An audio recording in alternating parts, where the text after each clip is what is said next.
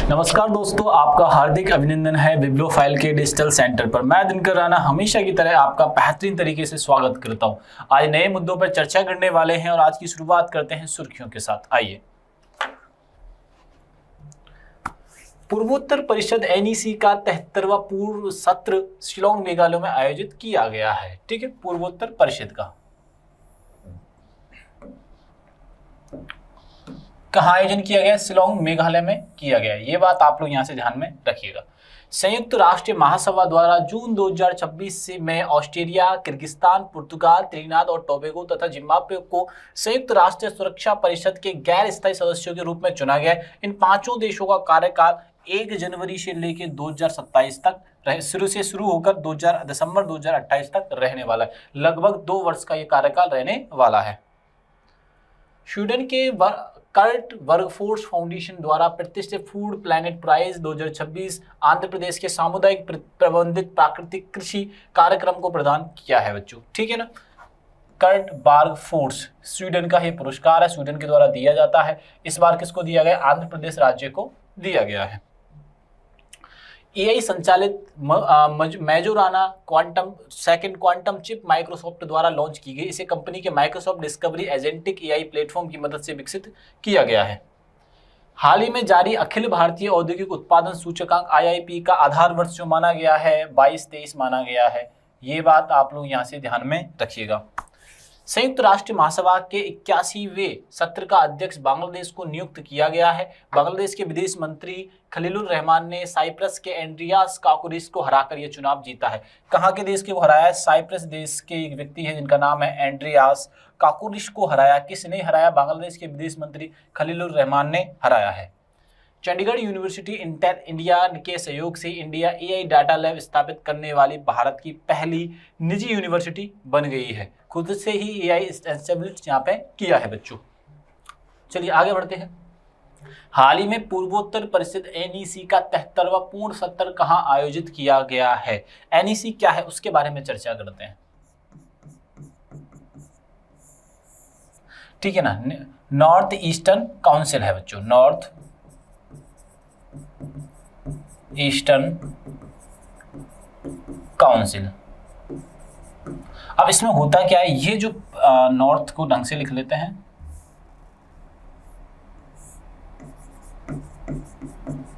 North eastern council, north eastern जो council है इसका है पूर्वोत्तर राज्यों को विकसित करना। पूर्वोत्तर राज्यों को विकसित करना। क्या मतलब है इसका? पूर्वोत्तर राज्यों को विकसित करना है। ठीक है। पूर्वोत्तर राज्यों में कितना विकास हो चुका है? पूर्वोत्तर राज्यों में कितना विकास हो चुका है ये भी निगरानी करना है। कितना विकास हो चुका है। ठीक है। अब इसकी होस्ट जो की है वो की है शिलांग मेघालय ने। किसने होस्ट किया है इसको? शिलांग मेघालय ने इसको होस्ट किया है। अब इंपॉर्टेंट बात यह है कि इसके अध्यक्ष कौन बने हैं? अध्यक्ष बने हैं अमित शाह जी। अध्यक्ष कौन है? अमित शाह जी बने हैं।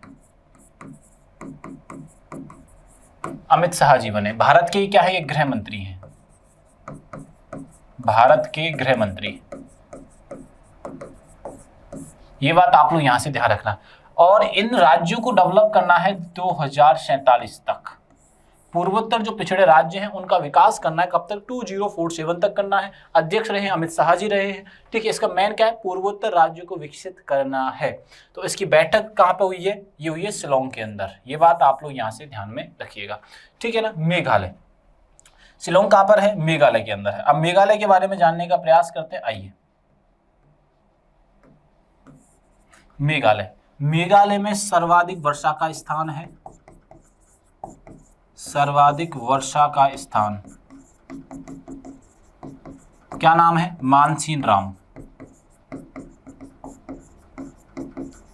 क्या नाम है? मानसीनराम। ठीक है। विश्व की सर्वाधिक वर्षा की, तो विश्व में सर्वाधिक वर्षा होती है यहाँ पे। विश्व की सर्वाधिक वर्षा, ये बात आप लोग यहां से ध्यान में रखिएगा भैया। ठीक है। आगे बढ़ते आइए। पूर्वोत्तर परिषद का 73वां शिलांग मेघालय में आयोजित किया गया है। बैठक अध्यक्षता केंद्रीय गृह मंत्री अमित शाह जी ने की है। इस सत्र में पूर्वोत्तर क्षेत्र के विकास से जुड़े मुद्दों पर चर्चा की जाएगी। परिषद क्षेत्रीय सहयोग और समन्वित विकास को बढ़ावा देती है। पूर्वोत्तर राज्य की स्थापना हुई थी 1971 में। एनईसी की स्थापना कब हुई थी? 1971 में हुई थी। इसकी स्थापना कब हुई थी? एस्टेब्लिशमेंट जो होता है, एस्टेब्लिशमेंट कब होता है? 1971 में इसका एस्टेब्लिश हुआ था, मतलब कि इसकी स्थापना हुई थी। इसका मुख्यालय शिलांग मेघालय में ही है। इसका एनईसी का मुख्यालय कहाँ पर है बच्चों? तो एनईसी का मुख्यालय है शिलांग मेघालय में है। इसका मुख्यालय कहाँ पे है? शिलांग मेघालय में है। ये बात आप लोग यहां से ध्यान में रखिएगा। एनईसी पूर्वोत्तर भारत के विकास के लिए एक प्रमुख क्षेत्रीय निकाय है। परिषद के अंतर्गत 8 राज्य आते हैं। पूर्वोत्तर राज्य में कितने राज्य आते हैं? 8 राज्य आते हैं। चलो आगे बढ़ते हैं। हाल ही में यूएन सुरक्षा परिषद के गैर स्थायी सदस्य कौन बने हैं? यूएन के, यूनाइटेड नेशन के, ठीक है, अस्थायी सदस्य, ठीक है ना। यूनाइटेड नेशन के अस्थायी सदस्य बने हैं। कौन बने? ऑस्ट्रेलिया और किर्गिस्तान।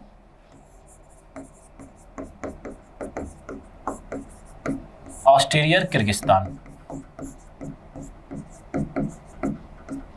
इसके अलावा और कौन बना है यहाँ पे?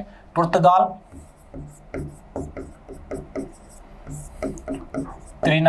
त्रिनिदाद और टोबैगो, और एक और देश बना है बच्चों। कौन सा देश बना है इसमें? जिम्बाब्वे।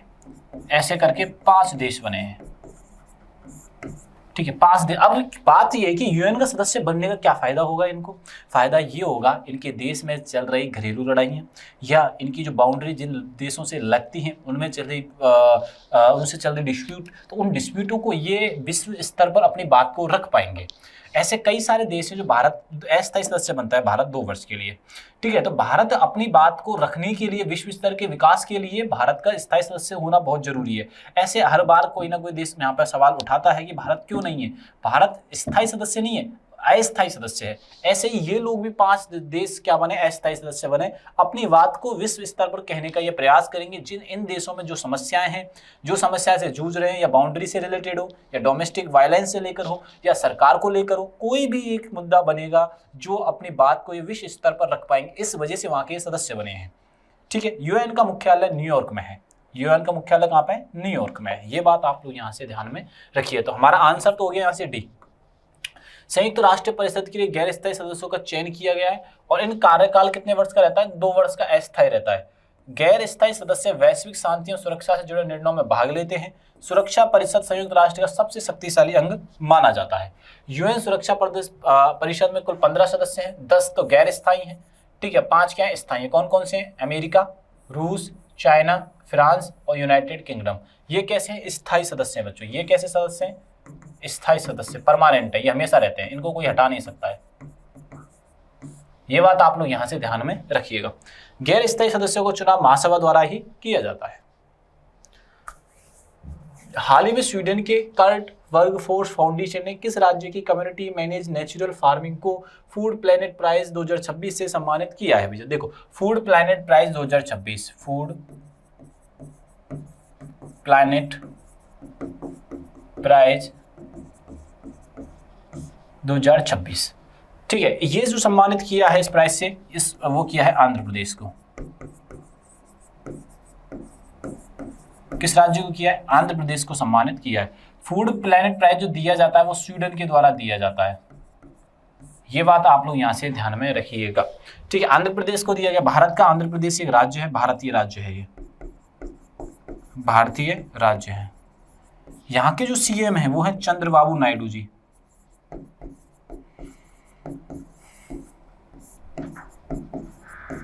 सीएम कौन है? चंद्रबाबू नायडू जी हैं। और डिप्टी सीएम, और जरूर याद रखना, पवन कल्याण जी। पवन कल्याण जी डिप्टी सीएम कौन है? पवन कल्याण जी हैं। ये बात ध्यान रखना। आंध्र प्रदेश की जो राजधानी वो क्या है बच्चों? वो याद रखना, अमरावती है। और भाषा के अकॉर्डिंग टू भाषा यानी लैंग्वेज के अनुसार, भाषा के अनुसार बना पहला राज्य है ये। भाषा के अनुसार बना पहला राज्य है। ठीक है, दूसरा पॉइंट, भाषा के अनुसार बना पहला राज्य है, और इससे राज्य से लेटेस्ट एक राज्य अलग हुआ जिसका नाम है तेलंगाना। तेलंगाना की जो राजधानी वो है हैदराबाद। हैदराबाद किस नदी के किनारे है? तो यह है मूसी नदी के किनारे। ये बात आप लोग यहाँ से ध्यान में रखिएगा। सारे पॉइंट आपको यहाँ से याद रखने हैं A to Z कि भैया स्वीडन के द्वारा फूड प्लैनेट प्राइज 2026 दिया गया, किस राज्य को दिया है? वो आंध्र प्रदेश को दिया है। आंध्र प्रदेश के जो सीएम है वो चंद्रबाबू नायडू है, और वहाँ के डिप्टी सीएम है पवन कल्याण जी। फिल्म एक्टर हैं, जैसे कि अभी जोसेफ विजय चुने गए हैं तमिलनाडु के अंदर, ऐसे ही ये एक्टर है कौन? पवन कल्याण जी। ये बात ध्यान रखना। तो आंध्र प्रदेश राज्य को चुना गया है फूड ग्रीन प्लैनेट 2026 पुरस्कार के लिए। ठीक है, आइए आगे जानते हैं। आंध्र प्रदेश की कम्युनिटी मैनेज नेचुरल फार्मिंग पहल को फूड प्लैनेट 2026 से मिला है। यह पुरस्कार सतत खाद्य प्रणालियों को बढ़ावा देने के लिए दिया जाता है। इस पहल ने लाखों किसानों को प्राकृतिक खेती अपनाने में सहायता दी है। इसका मेन जो कार्य है वो है प्राकृतिक खेती करना है, प्राकृतिक खेती करना है। ठीक है, कम से कम उर्वरकों का यूज करना है, कम से कम उर्वरक खादों का यूज करना है, खादों का उपयोग करना है। यह बात आप लोग यहां से ध्यान में रखिएगा। यह रासायनिक उर्वरकों पर निर्भरता को कम करने का प्रयास किया गया है। फूड प्लैनेट प्राइज की स्थापना कर्ट वर्कफोर्स फाउंडेशन ने की थी। इस जो स्वीडन के द्वारा जो ये प्राइज दिया जा रहा है फूड प्लैनेट प्राइज, इसकी स्थापना किसने की थी? कर्ट वर्कफोर्स फाउंडेशन ने। किस देश में है ये फाउंडेशन? यह है स्वीडन देश में है ये फाउंडेशन। ये बात ध्यान रखना। स्वीडन देश के द्वारा नोबेल प्राइज भी दिया जाता है। स्वीडन के द्वारा नोबेल प्राइज भी दिया जाता है। नोबेल प्राइज किसके द्वारा दिया जाता है? तो स्वीडन के द्वारा नोबेल प्राइज दिया जाता है। और नोबेल प्राइज की जो शुरुआत हुई थी वो किसके नाम पर हुई थी? अल्फ्रेड नोबेल के नाम पर हुई थी भैया। अल्फ्रेड नोबेल के नाम पर यह प्राइज की शुरुआत हुई थी। और पहली बार नोबेल प्राइज जो दिए गए थे वो 1901 में दिए गए थे। ये बात आप लोग यहाँ से ध्यान में रखिएगा। प्राकृतिक खेती पर्यावरण संरक्षण में महत्वपूर्ण भूमिका निभाती है। आंध्र प्रदेश प्राकृतिक खेती को बढ़ावा देने वाला अग्रणी राज्य। आपसे एक और क्वेश्चन यहाँ से पूछा जा सकता है, भारत का अग्रणी राज्य कौन सा है नेचुरल खेती बढ़ाने में? भारत का अग्रणी राज्य है, अग्रणी राज्य यानी कि प्रथम राज्य है ये।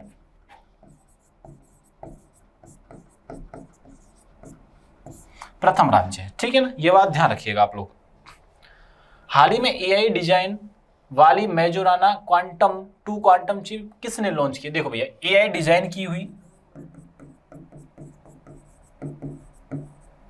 डिजाइन मेजोराना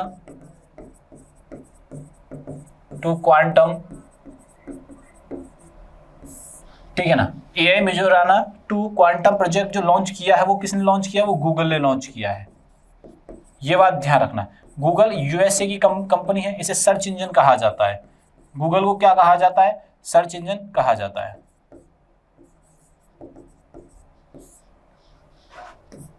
ये बात आप लोग यहां से गूगल नहीं, माइक्रोसॉफ्ट ने किया है बच्चों, ध्यान रखना। किसने किया है? माइक्रोसॉफ्ट ने किया है। ये बात आपको यहां से याद रखनी है। ये लॉन्च किसने की है? माइक्रोसॉफ्ट ने की है। ये बात ध्यान रखना। माइक्रोसॉफ्ट एक यूएसए की कंपनी है, और माइक्रोसॉफ्ट के जो सीईओ हैं उनका क्या नाम है? सत्य नडेला है। नाम क्या है बच्चों? सत्य नडेला है। ये बात आप लोग यहां से ध्यान में रखिएगा बच्चों, ठीक है ना। अमेजॉन के सीईओ कौन है? जेफ बेजोस हैं। अमेजॉन के सीईओ आप याद रखिएगा सारे बच्चे, जेफ बेजोस है, ठीक है। टेस्ला के कौन है? इलॉन मस्क हैं। ये सारी की सारी अमेरिकन कंपनीज हैं। और हमारा आंसर क्या हो जाएगा यहां से? माइक्रोसॉफ्ट हमारा आंसर हो जाएगा। माइक्रोसॉफ्ट ने एआई डिजाइन वाली मेजोराना क्वांटम चिप लॉन्च की है। यह क्वांटम कंप्यूटिंग के क्षेत्र में एक महत्वपूर्ण उपलब्धि है। कैलकुलेटिंग में बहुत ज्यादा आसान करने वाली है ये चिप का उद्देश्य अधिक से स्थिर शक्तिशाली क्वांटम सिस्टम विकसित करना है। इसमें उन्नत क्वांटम अनुसंधान तकनीकों का उपयोग किया गया है। माइक्रोसॉफ्ट काउंटिंग अनुसंधान में अग्रणी कंपनियों में शामिल है, और क्वांटम कंप्यूटर का जटिल समस्याओं को तेजी से हल करना है। ये बात आप लोग यहाँ से ध्यान में रखिएगा। और कंप्यूटिंग की दुनिया में बहुत महत्वपूर्ण भूमिका निभाने वाली है मेजोराना 2, जो कि माइक्रोसॉफ्ट ने लॉन्च की है। हाल ही में जारी अखिल भारतीय औद्योगिक उत्पादन सूचकांक आईआईपी का आधार वर्ष कौन सा है? ठीक है, IIP index of index of industrial production.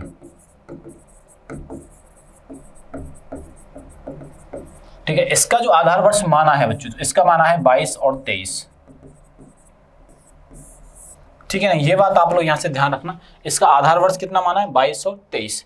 Bharat सरकार ने आईआईपी श्रृंखला के नए आधार वर्ष 22 और 23 को माना है। आईआईपी औद्योगिक क्षेत्र के प्रदर्शन को मापता है। ये किसके क्षेत्र को मापता है, औद्योगिक क्षेत्र के मापांकन करता है, औद्योगिक क्षेत्र का मापन करता है। ये बात आप लोग यहां से ध्यान में रखिएगा। नया आधार वर्ष वर्तमान आर्थिक संरचना को बेहतर दर्शाता है।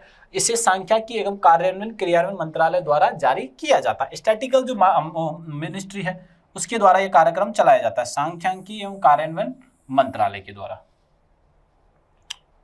आईआईपी का पूरा इंडेक्स ऑफ इंडस्ट्रियल प्रोडक्शन है, मैं कई बार बता भी चुका हूं इसकी फुल फॉर्म आपको। ये खनन, माइनिंग यानी कि विनिर्माण यानी मैन्युफैक्चरिंग, इलेक्ट्रिसिटी क्षेत्रों को कवर करता है। आपसे पूछा जा सकता है ये क्वेश्चन कि आईआईपी किसको कवर करता है, तो ये कवर करता है इंडस्ट्री को कवर करता है।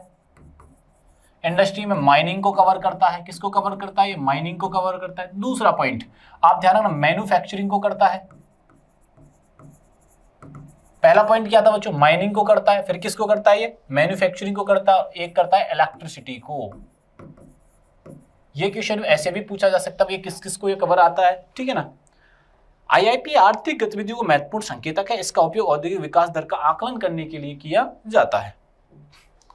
हाल ही में यूएनजीए के 81वें सत्र का अध्यक्ष किस देश को नियुक्त किया गया है, तो स्टार बना लो पहले तो इस क्वेश्चन पे आप स्टार बना लीजिए, बहुत महत्वपूर्ण क्वेश्चन है।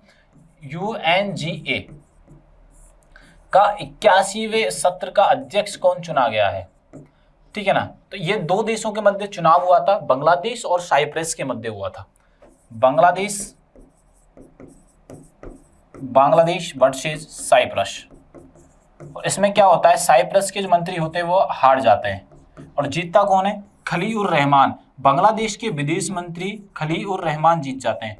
विदेश मंत्री कौन है, बांग्लादेश के विदेश मंत्री खलीउर रहमान, जो भारत की यात्रा पर आए हुए थे कुछ दिन पहले। खलीउर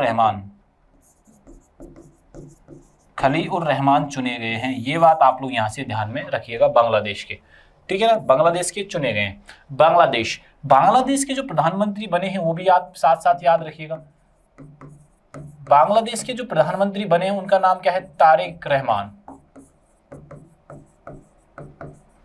यहाँ की जो मुद्रा है वो क्या है, टका। राजधानी क्या है बच्चों, ढाका। ये बात आप लोग यहां से ध्यान में। भारत और बांग्लादेश की सीमा जानी जाती है रेड क्लिफ नाम से। यहाँ पर भी पद्मा से रिलेटेड एक योजना चलाई गई है, पद्मा नदी से रिलेटेड योजना, एक बैराज की उद्घाटन किया गया है। ये बात आप लोग यहाँ से ध्यान में रखिएगा। बांग्लादेश से फेंसिंग स्टार्ट हो चुकी है, सर्वाधिक बॉर्डर लगता है, भारत देश का सर्वाधिक इंटरनेशनल बॉर्डर लगता है, किससे लगता है, बांग्लादेश से लगता है, लगभग 4096.6 किलोमीटर्स। ये बात आप लोग यहाँ से ध्यान में रखिएगा भैया। संयुक्त राष्ट्र महासभा के 81वें सत्र की अध्यक्षता के लिए बांग्लादेश का चयन हुआ है। यूएनजीओ संयुक्त राष्ट्र का प्रमुख विचार विमर्श मंच है ये। इसमें सभी सदस्य देशों को समान मतदान प्राप्त होता है और महासभा वैश्विक मुद्दों पर चर्चा और सिफारिशें करती है। यूएनजीओ में टोटल जो मेंबर है वो है 193। संयुक्त राष्ट्र की स्थापना हुई थी 24 अक्टूबर 1945 को और इसका मुख्यालय में पहले भी डिस्कस कर चुका हूँ, न्यूयॉर्क अमेरिका में, और 24 अक्टूबर 1945 को इसकी स्थापना हुई थी बच्चों। ये बात आप लोग यहाँ से ध्यान में रखिएगा। हाल ही में इंडिया एआई डाटा लैब स्थापित करने वाली भारत की पहली निजी यूनिवर्सिटी कौन सी, भारत की ऐसी कौन सी यूनिवर्सिटी है जिसने खुद का एआई सिस्टम लॉन्च कर दिया है, खुद का ही इंडिया एआई लैब लॉन्च कर दिया है। इंडिया एआई डाटा लैब, खुद की डाटा लैब, ठीक है, स्वयं की है भैया, ध्यान रखिएगा, ये निजी है, भारत की स्वयं की है, भारत की स्वयं की, किसी अन्य देश की कोई सहायता नहीं है। तो ये किसने किया है, तो ये किया है चंडीगढ़ यूनिवर्सिटी ने। ये किसने किया है, तो एआई जो बनाया है चंडीगढ़ यूनिवर्सिटी ने। बनाया है। ये बात आप लोग यहाँ से ध्यान में रखिएगा। चंडीगढ़ यूनिवर्सिटी भारत की पहली निजी यूनिवर्सिटी बन गई है। यह पहल छात्रों को एआई एवं डाटा साइंस में प्रशिक्षण प्रदान करने के लिए कार्यक्रम लॉन्च किया है। लैब उद्योग और शिक्षा के बीच सहयोग को बढ़ावा देगी। यह भारत के एआई मिशन को मजबूत बनाने की दिशा में महत्वपूर्ण कदम है। इंडिया एआई मिशन का जो उद्देश्य है, भारत में एआई परिस्थितियों को तंत्र को मजबूत करना है। डेटा लैब छात्रों को व्यावहारिक अनुभव प्रदान करने के लिए करेगी। एआई भविष्य की प्रमुख तकनीकों में एक है। यह पहल नवाचार और कौशल विकास को बढ़ावा देगी बच्चों। ये बात आप लोग यहाँ से ध्यान में रखिए। आज की चर्चा की हमने, और वीडियो अच्छा लगे तो दोस्तों को ज़्यादा से ज़्यादा शेयर करिएगा, और ये सभी जानकारी आपको टेलीग्राम पर मिलने वाली है। तब तक के लिए थैंक यू, धन्यवाद।